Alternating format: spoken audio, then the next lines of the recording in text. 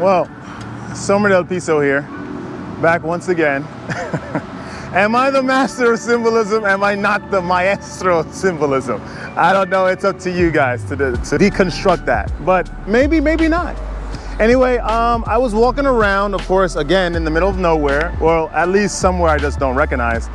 And I was inspired by something and I decided to have this conversation with you guys. So as practitioners of semen retention, we are no strangers to how this world treats us. We're no strangers to how this place marginalizes us, how this place isolates us from groups of individuals.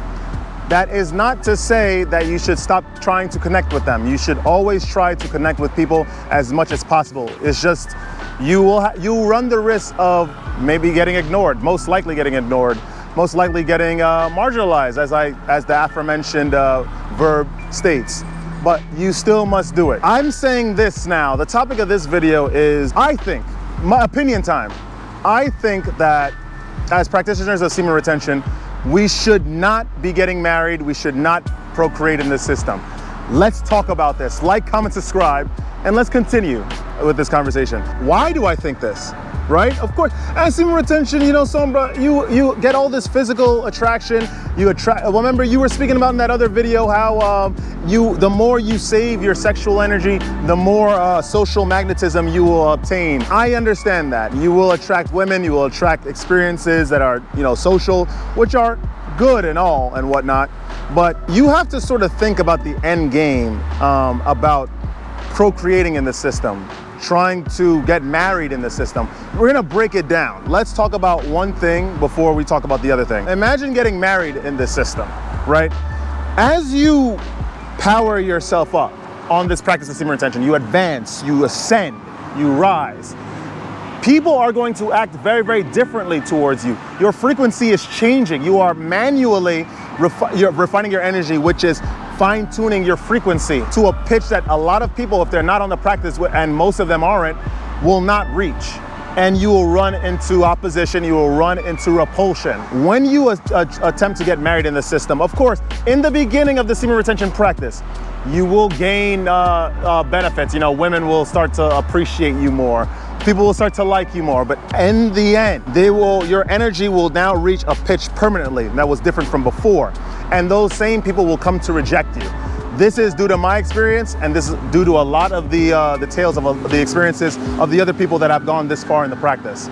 So imagine getting married in this system as you ascend, and people will inevitably start hating you.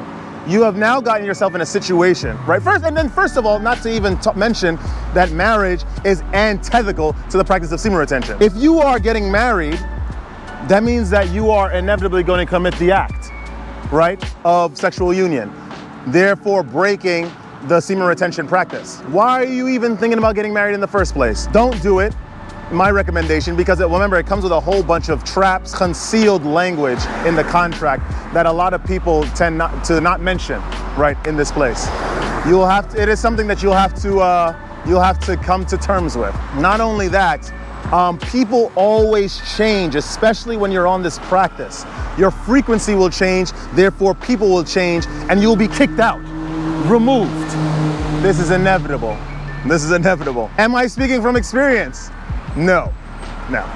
I just do understand people. I understand the people of this world, at least, this physical reality. So I know inevitably how they will turn. I know inevitably how they will change. Don't get married. Now, procreation.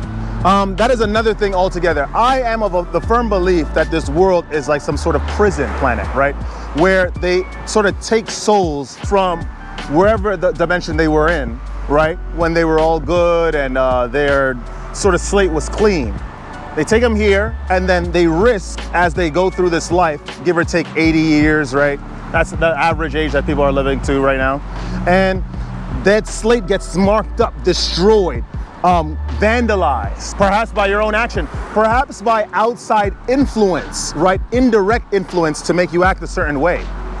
This is the reality of this world. You come out and then you definitely will be in a worse place energetically and spiritually and karmically than you were when you came into this place. Therefore, subjecting you to a harsher treatment, a harsher placement into one of these lower dimensions, right?